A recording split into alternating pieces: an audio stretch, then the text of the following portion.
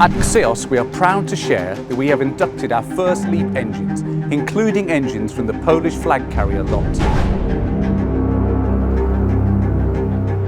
XEOS was formed with an initial investment of $250 million. GE Aerospace and Lufthansa Technik continue to invest in our operation with a further $40 million planned this year.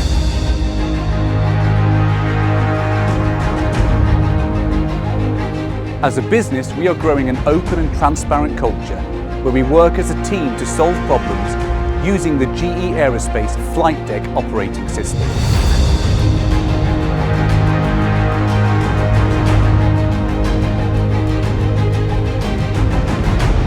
We are excited to continue our journey to become the model LEAP engine overhaul facility in Europe.